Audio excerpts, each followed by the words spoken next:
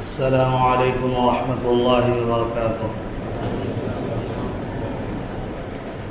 الحمد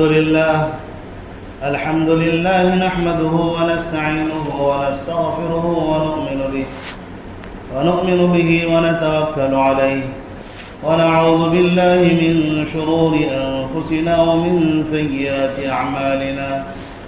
من يهده الله فلا مضل له ومن يضلل فلا هادي له، ونشهد أن لا إله إلا الله وحده لا شريك له، ونشهد أن سيدنا ومولانا محمدا عبده ورسوله. اللهم صل على سيدنا محمد وبارك وسلم وعلى آله وأصحابه أجمعين. أما بعد فأعوذ بالله من الشيطان الرجيم. بسم الله الرحمن الرحيم. ولا تقولوا لمن يقتل في سبيل الله أموات بل أحياء ولكن لا تشعرون.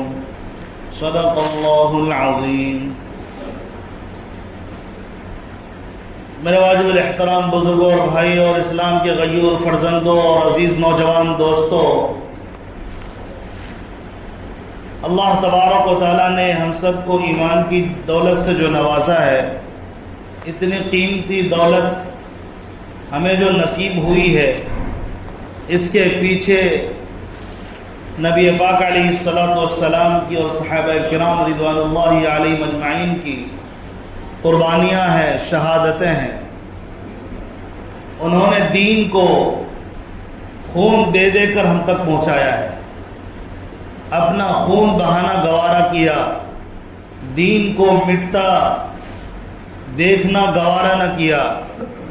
ہر حال میں ایک ایک امت تک دین پہنچ جائے، قرآن پہنچ جائے، پیارے آقا کا بول پہنچ جائے، تاکہ یہ انسان جو کمزور ہے یہ اللہ کے عذاب سے بچ جائے، ایمان کو قبول کر لے اور اللہ کے عذاب سے بچ جائے، جہنم سے بچ جائے، جنت میں چلا جائے.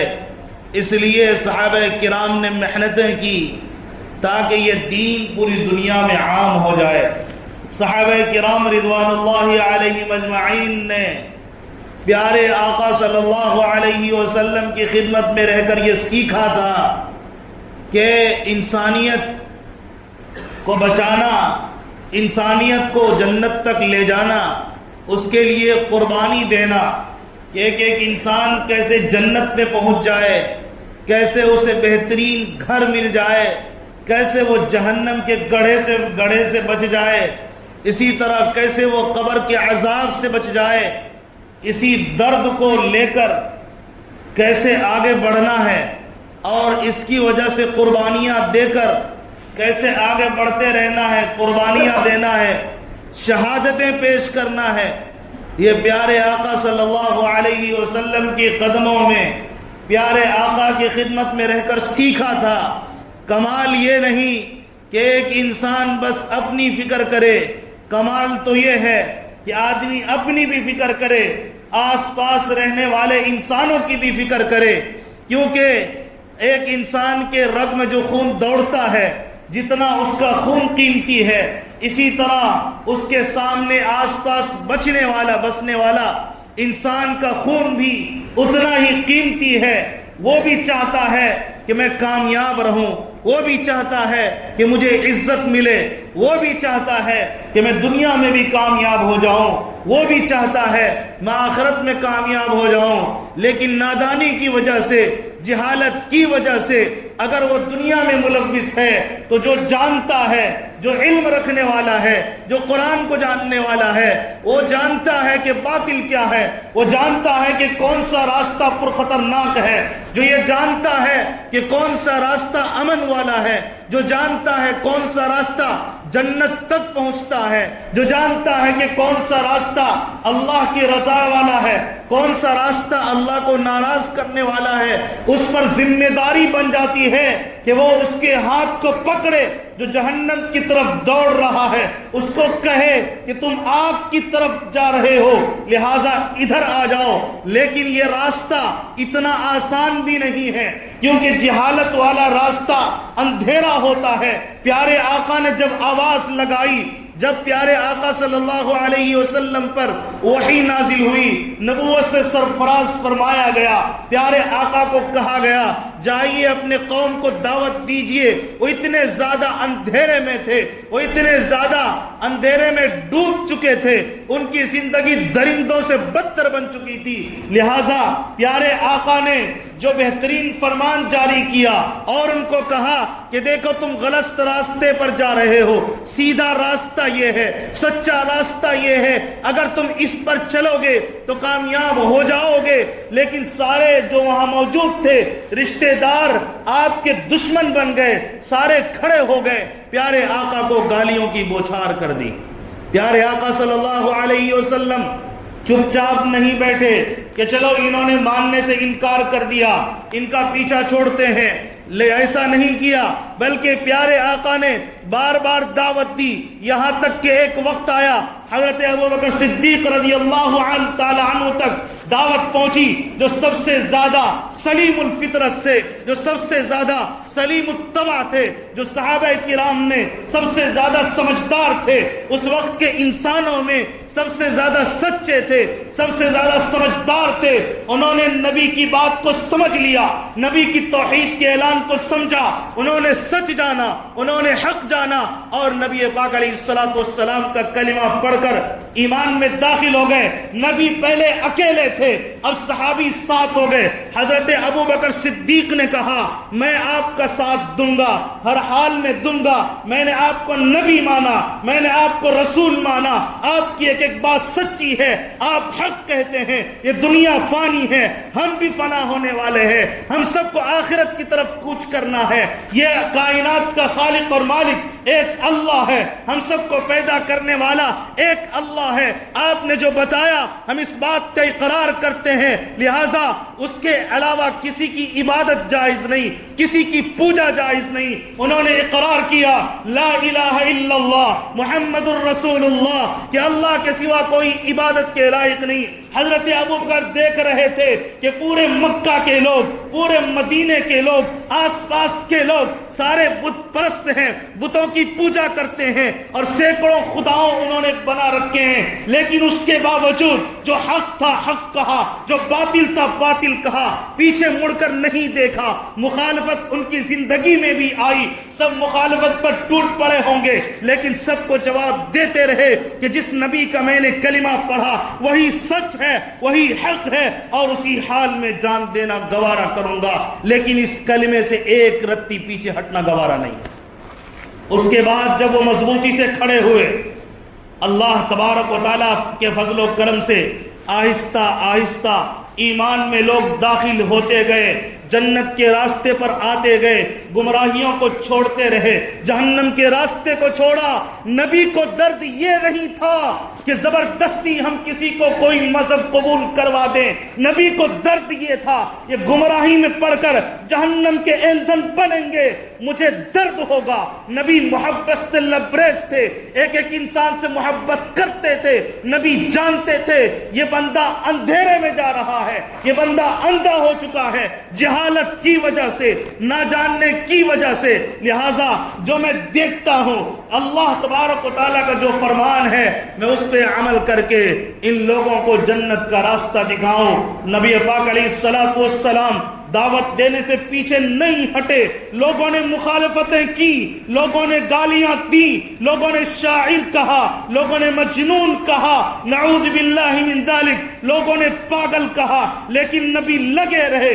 صحابہ کرام کو بھی لوگوں نے غلط طریقے سے باتیں کی، صحابہ کرام کو بھی لوگوں نے مارنے کی سازشیں کی، قتل کرنے کی سازشیں کی، کتنے صحابہ کرام کو ان ظالموں نے مارا اور شہید کر دیا، لیکن صحابہ کرام پیارے آقا کی جو بات سن چکے تھے اس پر کھڑے تھے، کیونکہ انہوں نے دیکھ لیا تھا، انہوں نے سمجھ لیا تھا حق تو یہی ہے کہ اللہ ایک ہے، خالق ایک ہے، مالک ایک ہے۔ اگر دو ہوگا کائنات کا نظام نہیں چل سکتا، اگر دو ہوگا اللہ تبارک و تعالیٰ کا اتنے بڑی کائنات کا نظام نہیں چل سکتا۔ لہٰذا اس بات کو ماننے میں کیا پریشانی ہے؟ اگر توحید مانوں ایک کے آگے سجدہ کروں، اگر توحید چھوڑوں در در بھٹک کر موت آئے، لہٰذا میں اس پیارے اسلام کو کیسے چھوڑ سکتا ہوں؟ صحابہ کرام نے عقل مندی دکھائی اور اس میں آگے بڑھتے چلے گئے۔ صحابہ کرام کی ایک جماعت تیار ہوئی،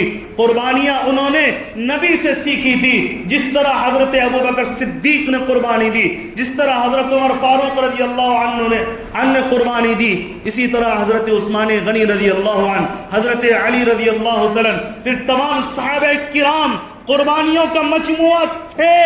خون کا ایک ایک قطرہ دے کر اللہ کی قسم اگر آج ہم الحمدللہ رب العالمین پڑھتے ہیں، صحابہ نے ایک ایک حرف کی خاطر ایک ایک خون کا قطرہ بہا بہا کر ہم تک پہنچایا۔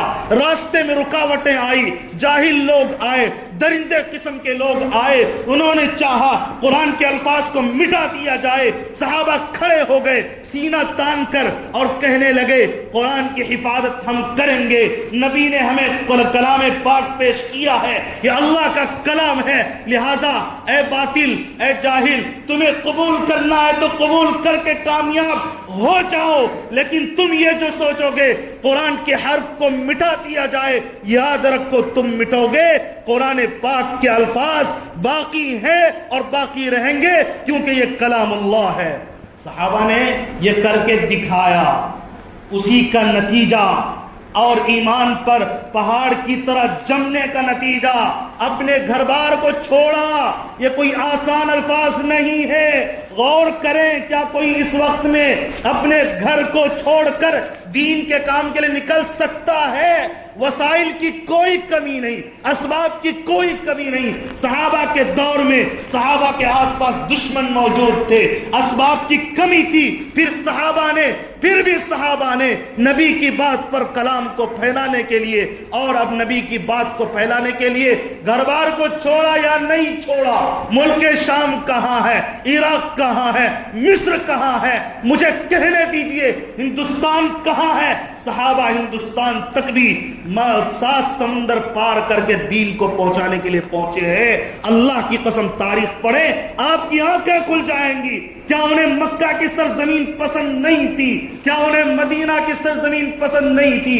کیا انہیں کعبۃ اللہ کا دیدار کرنا پسند نہیں تھا؟ کیا انہیں پیارے آقا کے روزے پر حاضری دینا پسند نہیں تھا؟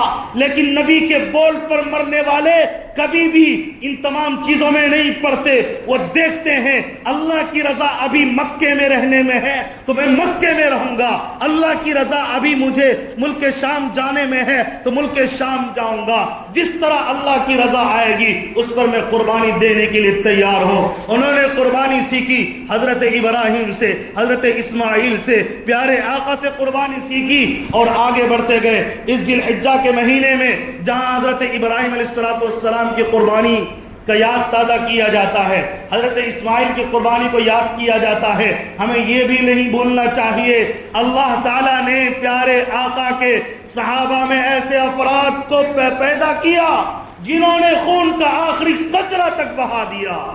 لوگوں، ان خون کے قطروں کا واسطہ ہے، ان کے جذبوں کا واسطہ ہے، ان کے قربانیوں کا واسطہ ہے۔ تاریخ کو پلٹیے، اپنے ہیرو اسلام کے ہیرو کو پہچانیے۔ اگر آپ نے ان کو نہیں پڑھا، اگر آپ نے ان کو نہیں جانا جس کا تذکرہ قرآن کرتا ہے، یاد رکھ لیجئے آپ کو بھی اللہ تعالیٰ نہیں جانے گا، رسول نہیں جانے گا، آپ بھی مٹا دیے جاؤ گے، آپ بھی گمنام وادی میں گم ہو جاؤ گے۔ جو صحابہ کرام کے عاشقین ہیں وہ کبھی صحابہ کی قربانیوں کو بھولا نہیں کرتے۔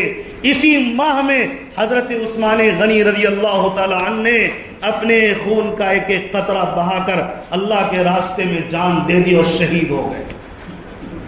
اس واقعے سے ہمیں سبق لینا چاہیے اور اس واقعے کو پہلے تو سمجھنا چاہیے۔ میرے پاس تفصیل کا موقع ہرگز نہیں ہے، 20 سے 25 منٹ بات کرنی پڑتی ہے، اس میں آپ کو تمہید بھی بتاؤں، پھر صحابہ کی قربانی بھی بتاؤں، پھر اس کے بعد حضرت عثمان غنی کی شہادت کا مکمل واقعہ بھی بتاؤں، یہ بڑا مشکل ہے، لیکن مختصر میں سن لیجئے۔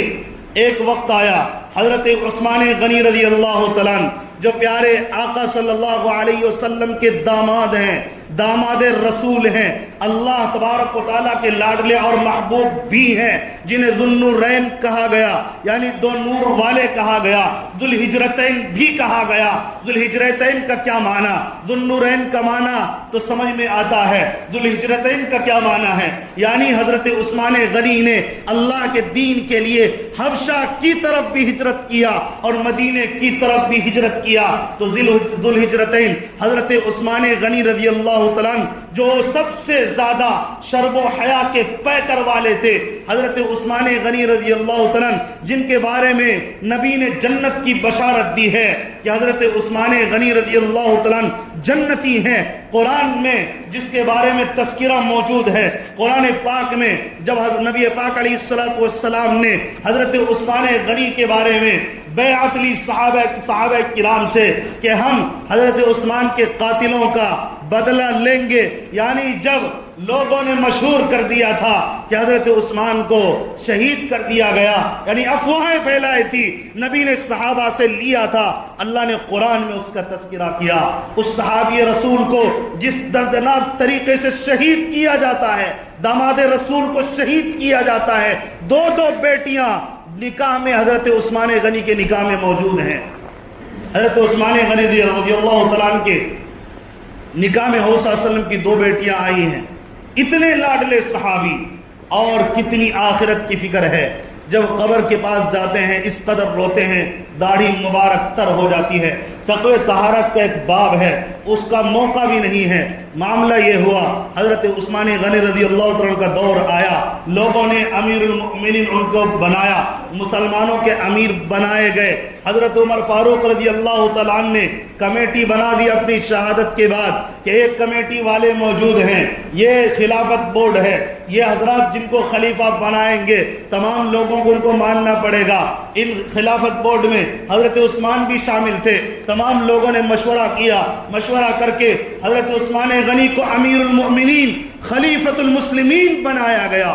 وقت کا امیر المؤمنین، وقت کا خلیفۃ المسلمین، وقت کا دنیا کا بہترین عادل بادشاہ، مدینے میں رہنے والے حضرت عثمان غنی رضی اللہ عنہ جب امیر بنے ہیں، عمارت کا اور خلافت کا بہترین انداز سے آپ ذمہ داری، خلافت کی ذمہ داری ادا کرتے رہے۔ کئی فتوحات آپ کے زمانے میں ہوئی، کئی ملکوں کو فتح کیا گیا اور قربانیاں دے دے کر اسلام کو پھیلایا گیا، اسلام کی شاخوں کو مضبوط کیا گیا، قرآن پاک کو پھیلایا گیا، نبی کے بول کو پھیلایا گیا، صحابہ کرام کی جماعتوں کو وہ بھیجتے تھے۔ واقعہ یہ ہوا، کچھ لوگ آہستہ آہستہ ان کی ترقی کو دیکھ کر جلنے لگے۔ تھے تو کلمہ پڑھنے والے، لیکن ظالمین، ان میں منافقین بھی کچھ لوگ موجود تھے، مجرمین بھی موجود تھے جو بظاہر کلمہ پڑھتے تھے لیکن یہ تھے کلمہ گو نہیں۔ حضرت عثمان غنی رضی اللہ عنہ سے مخالفت کرنے لگے۔ مخالفت اتنا بڑھا کہ وہ ان کے لیے کوشش کرنے لگے ان کو شہید کر دیا جائے، ان کو قتل کر دیا جائے۔ تو سب سے پہلے ان ظالموں نے حضرت عثمان غنی رضی اللہ تعالیٰ عنہ کو مدینے میں باہر نکلنے سے روک دیا۔ سب سے پہلے واقعہ یہ ہوا، حضرت عثمان غنی رضی اللہ تعالیٰ عنہ منبر پر جب چڑھے خطبہ دینے کے لیے، ظالمین اکٹھا ہو چکے تھے، مشورے کے ساتھ پتھروں کی بارش کر دی اور کہنے لگے آپ منبر پر سے اتر جائیے۔ ان ظالموں نے منبر پر سے اتارا، مسجد نبوی کے پاک ماحول کو گندا کیا۔ ان ظالموں نے حضرت عثمان غنی کے خون سے مسجد نبوی کے ماحول کو گندا کیا۔ حضرت عثمان غنی رضی اللہ تعالیٰ اس قدر زخمی ہوئے، منبر پر سے اترنے پر مجبور ہو گئے۔ وہاں سے آپ کو اٹھا کر لایا گیا۔ اپنے گھر میں جب آئے تو ظالموں نے گھر کا محاصرہ کر لیا۔ پہلے تو مسجد آنے سے روکا، یہاں تک کہ اس کے بعد گھر سے باہر نکلنے سے بھی روک دیا۔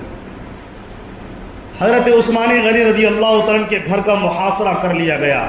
روایتوں میں آتا 40 دن تک ان ظالموں نے ان کے گھر کا محاصرہ کیا، ان کے گھر کو گھیر لیا۔ ان کو باہر نہیں نکلنے دیا جاتا تھا اور کسی آدمی کو اندر نہیں آنے دیا جاتا تھا۔ بعض روایتوں میں یہ بات موجود ہے، یہاں تک کہ ان ظالموں نے پانی تک بند کر دیا۔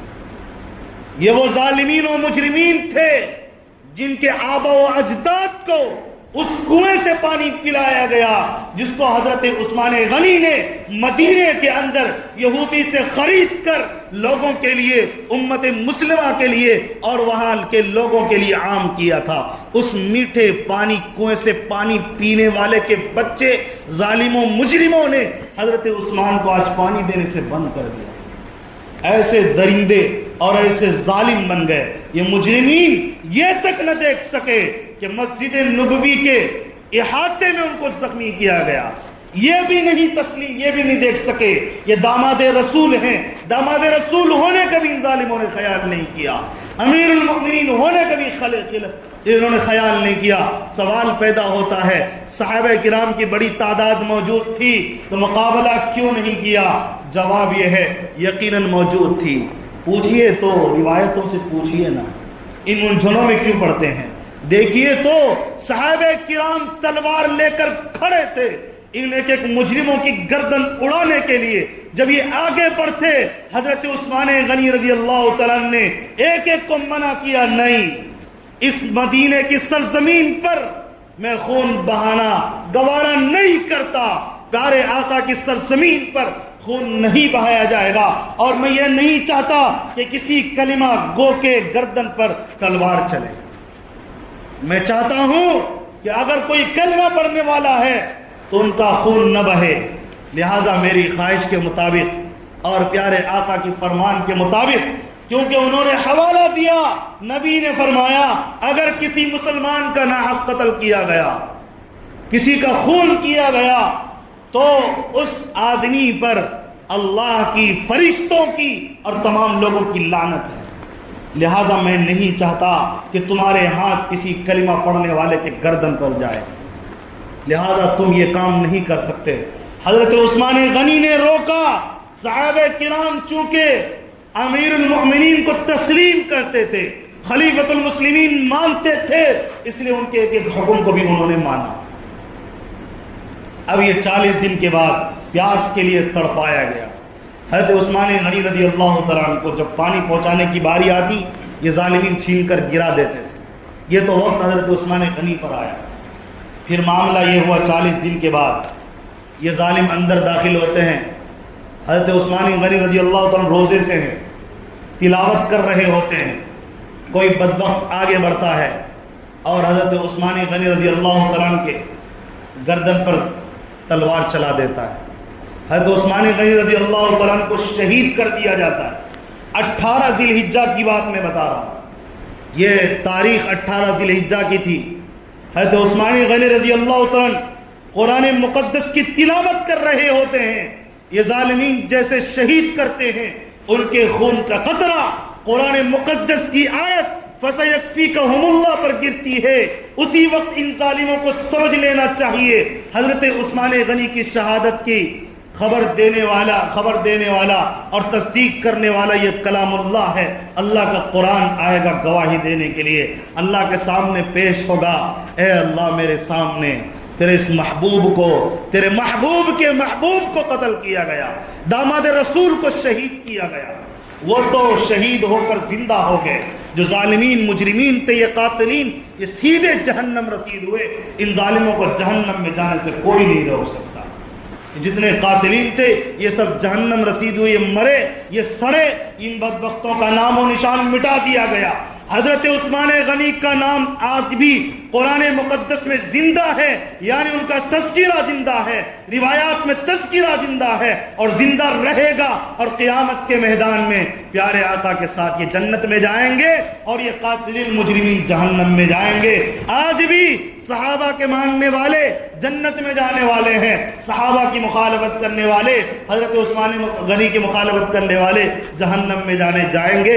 اس لیے ہمیں چاہیے ان کے نقش قدم پر چلتے ہوئے ہمیں بھی چاہیے قرآن مقدس کو پڑھنے والے بنے، پیارے آقا کی بول کو پڑھنے والے بنے، سستی لاپرواہی چھوڑ دیں، ان حالات میں بھی بھوکا رہ کر پیاسا رہ کر قرآن کو نہیں چھوڑا، نماز کو نہیں چھوڑا، روزے کو نہیں چھوڑا، سبق دیا ہے۔ یہ بہانہ مت کرنا میں تو غریب ہو گیا، میں تو لٹ گیا، میرے پاس دکان نہیں ہے، میری دکان نہیں چلتی، جب چلے گی تو میں نماز پڑھوں گا، جب چلے گی میں اللہ کا ذکر کروں گا۔ صحابہ نے ان بہانوں کو بند کر دیا۔ صحابہ نے بتایا ہر حال میں اللہ کی عبادت کرنی پڑے گی، خوشحالی میں بھی، تنگی میں بھی، خوشی میں بھی، غم میں بھی، اور جان جاتی رہے تو بھی اللہ تعالیٰ کی عبادت کرنے پر کھڑا رہنا۔ یہ سبق صحابہ نے دیا۔ بتائیے ہم صحابہ کے عاشق ہیں کہ نہیں ہیں؟ ارے بولیے نا زور سے، عاشق ہیں نا؟ محبت کرنے والے ہیں نا؟ صحابہ نے جس طرح قرآن کو پڑھ کر پہنچایا دوسروں تک ہم بھی پہنچائیں گے نا؟ نمازوں کی پابندی انہوں نے کی، ہم بھی کریں گے۔ روزوں کی پابندی انہوں نے کی، ہم بھی کریں گے۔ مال انہوں نے لٹایا، ہم بھی لٹائیں گے۔ نبی کی سنت پر مر مٹے، ہم بھی مر مٹیں گے۔ ہمیں نبی کی سنت سے کوئی ہٹا نہیں سکتا۔ یہ ارادہ کرو، اللہ کے گھر میں آپ نے ارادہ کیا، اس پر قائم رہیے، اسی میں خیر، بھلائی، عافیت، اس راستے میں مریں گے، جنت آپ کی منتظر ہے۔ اگر آپ نے اس راستے کو چھوڑا پھر جہنم میں جانے کے لیے ہمیں غور و فکر بھی کرتے رہنا چاہیے۔ اللہ تعالیٰ ہم تمام کو جہنم کے عذاب سے بچائے، قبر کے عذاب سے بچائے، جنت کا راستہ اللہ تعالیٰ آسان کرے۔ صحابہ نے جس طرح محنتیں کوششیں کر کے دین کو پھیلایا، ہمیں بھی قربانیوں کے ساتھ دین کو پھیلانے کی توفیق نصیب فرمائے۔ وما علینا الا البلاغ۔ کچھ دعائے صحت کی اپیل ہے، ان حضرات کے لیے دعا کر دیں۔ ذکی الدین صاحب کے لیے دعا کر دیں، اللہ تعالیٰ